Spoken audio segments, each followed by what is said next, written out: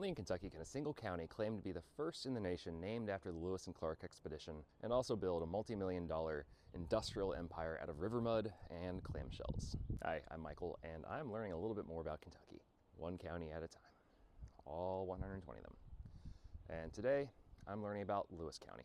Situated in the northeastern corner of the Commonwealth, Lewis County is defined by the Ohio River. The county boasts a 40-mile stretch of that river, giving it the longest continuous boundary with this vital waterway of any county in the state. Lewis County holds a mythical piece of pioneer trivia. Historians consider it the exact landing site where the very first horses were brought into the Kentucky wilderness. Late in the 18th century, pioneers navigated flatboats down the currents of the Ohio River, surrounded by uncharted forests. They pulled up to the muddy banks right at the mouth of the Salt Lake Creek. They offloaded the animals, and those horses stepped onto Kentucky soil, permanently establishing the region as a transportation corridor into the famous hunting grounds of the West. By the early 1800s, the population in the Ohio River Valley was exploding following the end of the Revolutionary War. On December 2nd, 1806, the Kentucky State Legislature officially carved a brand new county out of the sprawling territory of Mason County. And Kentucky made national history with the name. Lewis County holds the distinction of being the very first county in the United States to be named in honor of Captain Meriwether Lewis, the co-leader of the Lewis and Clark expedition. You have to think about the timing of this. The expedition had just returned to St. Louis from the Pacific coast in late September of 1806. So just weeks after the news of their discovery swept across the frontier, the Kentucky legislature immediately immortalized the explorer. They even doubled down on the patriotic tribute a few years later by naming their second county seat Clarksburg in honor of William Clark, making Lewis County one of the few places in America where the legendary partnership is explicitly memorialized. As communities began to form, they picked up names that reflected the local landscape and its settlers. You have Tollesboro, named after the pioneer Toll family, and Garrison, which was originally called Stone City before being renamed for a local storekeeper. You have Kinnickinnic, derived from a Shawnee word for willow bark. And by the way, the county seat was eventually moved to Vanceburg in 1864, named after founder William Vance, who won a coin toss against his partner Joseph Baird to name the town. And then you have the city of Concord, named for harmony and agreement. Concord was once a busy shipping port on the Ohio River. Today, its population has dwindled down to just 19 people, making it the smallest incorporated city in Kentucky. In those early frontier days, the abundance of natural salt springs along Salt Lake Creek made the area a center for salt production. In the days before refrigeration, boiling down salt water to harvest the crystals was really the only way pioneers could preserve their meat to survive the Appalachian winters. The area was briefly known as Alum City because of rich local deposits of alum, a mineral utilized in tanning leather, dyeing clothing, and pioneer medicine. In the 1840s and 1850s, those same minerals turned the rugged environment of Lewis County into a luxurious tourist destination. The county was home to several natural mineral springs, most notably Escalapia and Glen Springs. Health seekers from all over the country believed that drinking and bathing in these sulfur and iron-rich waters had miraculous healing properties. Escalapia Springs, known as the White Sulphur Springs of the West, was one of the premier summer resorts in the nation. Right in the middle of these isolated foothills sat an oasis of high society. At its peak, the Grand Hotel could host 600 guests at a single time. When the Civil War erupted in 1861, that resort culture collided with localized warfare.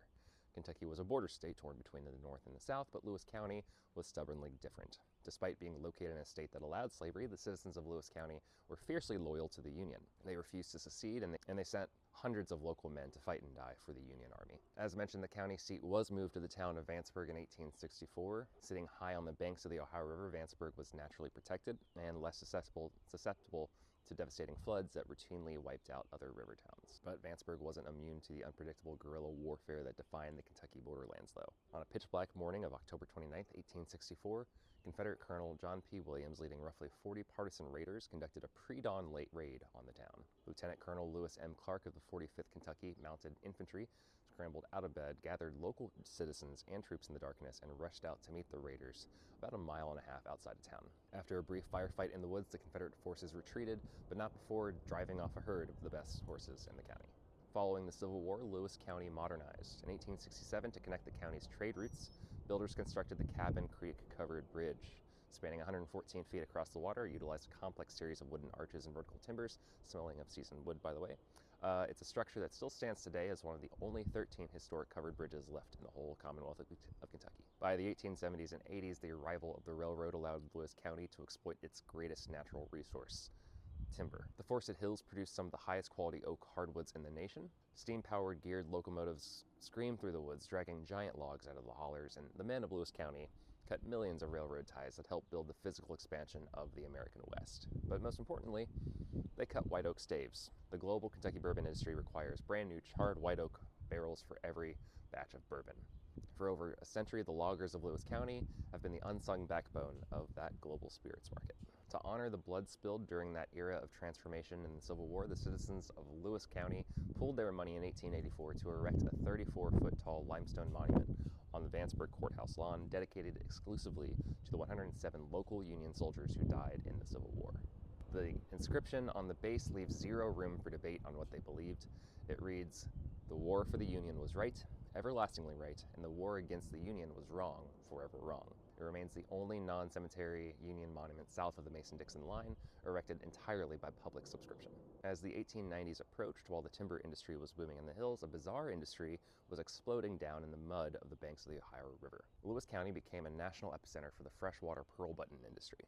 A skilled German immigrant named John Beppel had realized that the abundant freshwater mussels living deep in the mud of the Ohio River were perfect for manufacturing iridescent pearl buttons. The process was a sensory nightmare. Local clammers would drop iron bars covered in jagged hooks down into the water, dragging them across the river bottom to snag thousands of pounds of live mussels. They would then dump the piles of shells into boiling iron pots to cook the shells open. The smell of the river water and rotting meat was pungent. Then, inside the factory, skilled men stood at the unshielded machines, pressing the shells against spinning circular saws to cut hundreds of thousands of round blank discs.